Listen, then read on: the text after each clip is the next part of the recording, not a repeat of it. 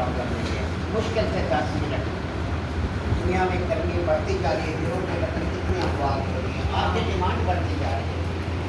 असल मसला आपकी डिमांड ख़त्म नहीं होगी, बहुत ज़्यादा डिमांड हो रही है आपकी। ऐसी टेक्नीशियंस की इस बार तो खपत ही पूरी नहीं हो रही कि कैसे पूरा करें इसको।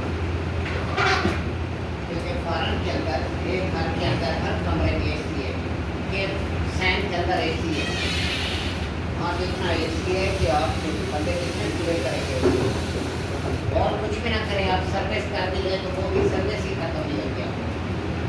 वहाँ पे पाकिस्तानी क्या करते हैं, अभी कहता है यार पैसे माफी, पैसे नहीं है, रूस नहीं है मेरे पास। एसी टेक्नीशियन क्या करता है, एसी को चलाता है, जैसे ही अभी ऊपर आता है, हमारे आता नहीं, जैसे ऊपर आते हैं घंटे से जैसे हाथ मारते हैं, जैसे हाथ मारने की देर वो सारा कार्ड अंदर चलवाता है। अभी कहते हैं इसको सर्विस पाकिस्तानी फिर पाकिस्तानी है, वहाँ रेत है सारी, और आंधी तूफान वहाँ भी बहुत ज़्यादा आते हैं। देखिए विंडो में गैस चार्ज कर, फॉरेन में आपको रेसिप्रोकेटिंग कंप्रेसर मिलेगा, रोटरी बहुत कम मिलेगा, लेकिन पाकिस्तान में रेसिप्रोकेटिंग कंप्रेसर कम मिलेगा, रोटरी जो है वो ज़्यादा मिलेगा आपको। इसके साथ पाकिस्तान फॉरेन के अंदर जो एसी इस्तेमाल होता है ज़्यादा जर्नल, जर्नल की बड़ी डिमांड है। जर्नल के साथ चार्जिंग लाइन नहीं आती, जैसे गैस चार्ज करते हैं वो लाइन नहीं होती, आपको स्पेशल लाइन बनानी पड़ती है। यहाँ तक तो मैंने सब याद दिया था, मुझे जहाँ तक याद आ रहा है। इस वजह से इसके साथ मैं चार्जिंग लाइन नहीं देता ताकि आप लोग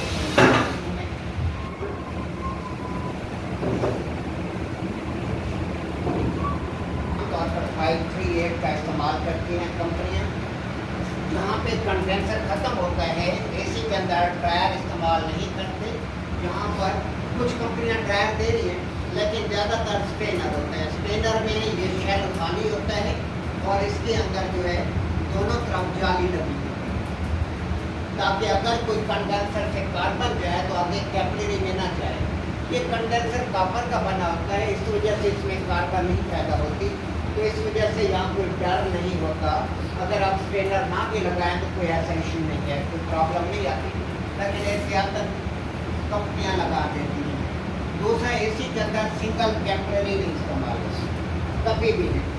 हाँ, आज के अगर 15-20 साल पुराना एसी मिल जाए उसमें सिंगल कैपिलरी होगी, वरना आजकल रेफ्रिजरेंट कंट्रोल 3 आ रहे हैं या 2 आ रहे हैं।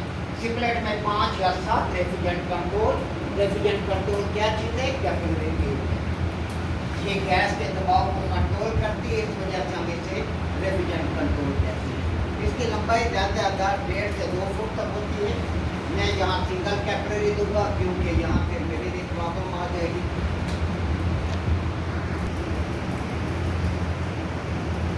कंडेंसर होगा, उस तरफ प्रोपेलर फैन होगा और वाला पंखा, और जिस साइड पर आपका वेपरेटर होगा उस साइड पर आपका बिलो फैन होगा। नजर आ रहा है? और ये पतरी वाला पंखा होता है, तो आपने पतरी की तरह इसको बनाना है।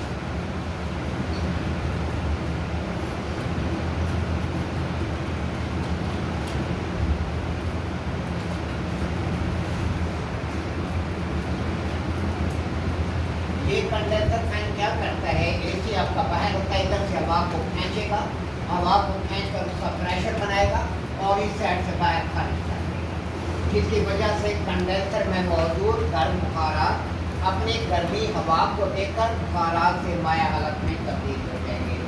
वेपरेटर साइड पर जो पंखा होता है वो हवा को इधर से नहीं खींचता, वो सामने से खींचेगा, हवा को सामने से खींचेगा। हवा जब इसके साथ आकर टकराएगी तो हवा में मौजूद गर्मी जो है वो रेफ्रिजरेंट ख़त्म कर लेगी, जिसकी वजह से हवा ठंडी हो जाएगी। हवा ठंडी होकर फैन इसको अमूमन कमरे में दोबारा खारिज कर देगा। इस तरह वही हवा बार बार इस्तेमाल होती रहती है। वही हवा बार बार इस्तेमाल होने से हवा आलूदा हो जाती है, उसमें ऑक्सीजन कम हो जाती है, कार्बन डाइऑक्साइड ज़्यादा हो जाती है। तो इस वजह से विंडो एसी के अंदर जहाँ पर इसके साइड के पर वेंटिलेशन ग्रिल लगी होती है। वेंटिलेशन ग्रिल क्या होती है, यहाँ पर एक शटर सा होता है, आप खोल देते हैं, जिसकी वजह से ताज़ा हवा कमरे में शामिल होती रहती है, ऑक्सीजन की कमी नहीं होती, वेंटिलेशन करें। अब आपके पास विंडो एसी आ गया है, कहते ये कूलिंग नहीं कर रहा, आप उसे चलाते कूलिंग ही नहीं है बिल्कुल ही। इसका मतलब है यह कंप्रेसर का पंप फारिग हो गया है या इसकी गैस लीक हो गई है कहीं से। गैस लीक हो जाए तो गैस लीक जब होती है तो आपको प्रेस करने की जरूरत नहीं पड़ती, जहाँ भी लीकेज होगी उस जगह पर आयल आया होता है, आपको दूर से पता चल जाता है उस्ताद यहाँ पर आयल आया हुआ है तो यहाँ पर लीकेज है। हम क्या करते हैं, जहाँ पर हमें डाउट होता है यहाँ पर लीकेज है तो उस जगह पर हम रगड़ाई कर लेते हैं अच्छी तरीके से। रगड़ाई करने के बाद प्रेशर हम निकालते हैं, निकाल कर उसके बाद हम उस जगह पर टांका लगा देते हैं। इसके ऊपर जब चार्जिंग लाइन लगाई जाती है तो लाइन के ऊपर सीधी लाइन नहीं लगाते, सीधी लाइन लगाएंगे तो इसके ऊपर जो कवर है, जब आप कवर देंगे तो कवर लाइन के साथ टकराएगा तो आपकी लाइन डैमेज हो जाएगी। हम क्या करते हैं, इसकी साइड के ऊपर हम चार्जिंग लाइन देते हैं, बड़ी लाइन भी नहीं देते। उसके बाद आप गेज ले लें, अगर आपके पास गेज नहीं है, फॉर एग्जाम्पल आप विंडो में गैस चार्ज करनी है, कोई ज़रूरत नहीं, आप बगैर गेज के भी गैस इसमें चार्ज कर सकते हैं। आपको मैं समझा देता हूँ उसको, आपने फिर कैसे करना है। वैक्यूम भी आप ऐसे ही कर सकते हैं, कोई ऐसी परेशानी हो यहाँ पर कोई नहीं है कि अब आपने लो प्रेशर गेज ले ली,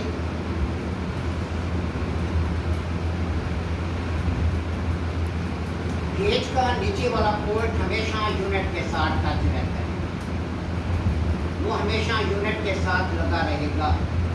जो भी जहाँ भी आप कोई भी प्रोसेस करेंगे, गेज का नीचे वाला पोर्ट हमेशा यूनिट के साथ होगा, साइड पोर्ट एक्स्ट्रा यूनिट के साथ होगा। अब हमें यहाँ पर क्या चाहिए, वैक्यूम पंप चाहिए। आप वैक्यूम पंप ले लेंगे। फॉरेन में वैक्यूम पंप जेन्युइन होते हैं, लेकिन बहुत जगह पर पंप कंप्रेसर भी एज ए वैक्यूम पंप इस्तेमाल किया जाता है। अगर आप अपनी शॉप खोलें, सबसे बेहतरीन काम अपनी शॉप है, किसी की गुलामी की बजाय अपना कारोबार सबसे बेस्ट है। किसी की मोहताजी नहीं है, टाइम दे दुकान को तो कोई परेशानी नहीं है। सोशल मीडिया का दौर है, एसी की इंस्टॉलेशन, सर्विस, मेंटेनेंस, इसके बहुत ज़्यादा काम है। काम होने की वजह क्या है, वजह ये है कि हमारे यहाँ एसी 3rd क्लास आता है, हम क्लाइमेट 1 लेते हैं। क्लाइमेट 1 जो है वो कंपनी खुद कहती है कि ये 46 डिग्री का काम करेगा, इसके ऊपर नहीं करेगा। हमें तो इन्वर्टर ले लें, ये ले रहे, अब खड़ा धड़ मैकेनिक को खुद पता नहीं है, सर्विस करना है, ये करना है, गैस काम है, खुद लगा हुआ है, एसी काम नहीं करेगा। ये चीज़ मेरे पास मुल्तान भी वहाँ कंप्लेन मेरे पास पहुँची है तो बैठ को काम छोड़ देता है, साफ ज़रे काम छोड़ेगा। वहाँ 50 ऊपर टेम्परेचर जा रहे हैं, क्लाइमेट तो वो 46 47। मैंने उनका यही कहा कि ऊपर एक शेड सा दे दें, कि ऊपर एक शीट से रख दे, ऊपर ईंटें रख दे, और कोई रास्ता नहीं है कि हाँ जी गैस चार्ज करो, मैकेनिक को यही करेगा, सर्विस करो यही करेगा। लेकिन हमें मालूम है इसी ने काम नहीं करना, कुछ भी करना। क्लाइमेट 1 है, क्लाइमेट 1 नहीं करेगा। हाँ क्लाइमेट 2 है, क्लाइमेट 3 है, काम करेगा। इस वजह से हर किसी को हम रिकमेंड करते हैं T3 है। वो T1 के चक्कर में होते हैं, सस्ता पड़ता है, सस्ता तो पड़ता है, लेकिन जिस मकसद के लिए आपने लिया है वो मकसद तो पूरा होता ही नहीं है।